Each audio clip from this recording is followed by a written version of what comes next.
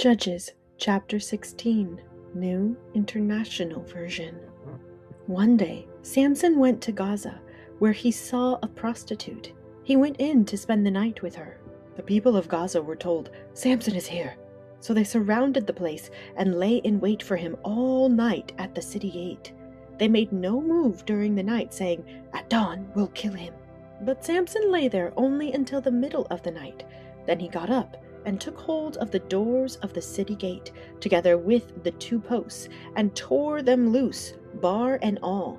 He lifted them to his shoulders and carried them to the top of the hill that faces Hebron. Sometime later, he fell in love with a woman in the valley of Sorek, whose name was Delilah. The rulers of the Philistines went to her and said, "See if you can lure him into showing you the secret of his great strength, and how we can overpower him, so we may tie him up and subdue him. Each one of us will give you 1,100 shekels of silver." So Delilah said to Samson, "Tell me the secret of your great strength, and how you can be tied up and subdued." Samson answered her, "If anyone ties me with 7 fresh bowstrings that have not been dried, I'll become as weak as any other man." Then the rulers of the Philistines brought her 7 fresh bowstrings that had not been dried, and she tied him with them. With men hidden in the room, she called to him, "Samson, the Philistines are upon you!" But he snapped the bowstrings as easily as a piece of string snaps when it comes close to a flame. So the secret of his strength was not discovered. Then Delilah said to Samson, "You have made a fool of me. You lied to me. Come now, tell me how you can be tied." He said, "If anyone ties me securely with new ropes that have never been used, I'll become as weak as any other man." So Delilah took new ropes and tied him with them. Then, with men hidden in the room, she called to him, "Samson, the Philistines are upon you." But he snapped the ropes off his arms as if they were threads. Delilah then said to Samson, "All this time you have been making a fool of me and lying to me. Tell me how you can be tied." He replied, "If you weave the 7 braids of my head into the fabric on the loom and tighten it with the pin, I'll become as weak as any other man." So while he was sleeping, Delilah took the 7 braids of his head, wove them into the fabric, and tightened it with the pin. Again she called to him, "Samson, the Philistines are upon you." He awoke from his sleep and pulled up the pin and the loom with the fabric. Then she said to him, "How can you say I love you when you won't confide in me? This is the 3rd time you have made a fool of me and haven't told me the secret of your great strength." With such nagging, she prodded him day after day until he was sick to death of it. So he told her everything. "No razor has ever been used on my head," he said, "because I have been a Nazirite dedicated to God from my mother's womb. If my head were shaved, my strength would leave me, and I would become as weak as any other man." When Delilah saw that he had told her everything, she sent word to the rulers of the Philistines, "Come back once more. He has told me everything."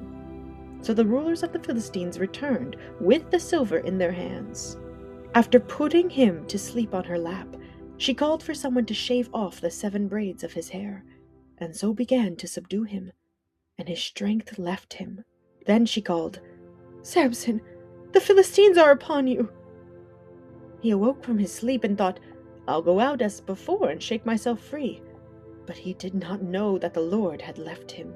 Then the Philistines seized him, gouged out his eyes, and took him down to Gaza, binding him with bronze shackles. They set him to grinding grain in the prison. But the hair on his head began to grow again after it had been shaved.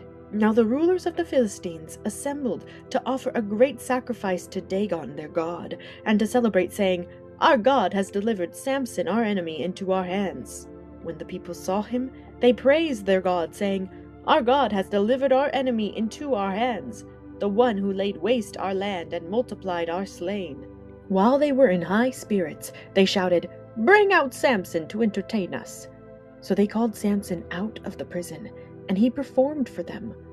When they stood him among the pillars, Samson said to the servant who held his hand, "Put me where I can feel the pillars that support the temple, so that I may lean against them." Now the temple was crowded with men and women. All the rulers of the Philistines were there, and on the roof were about 3,000 men and women watching Samson perform. Then Samson prayed to the Lord, "Sovereign Lord, remember me.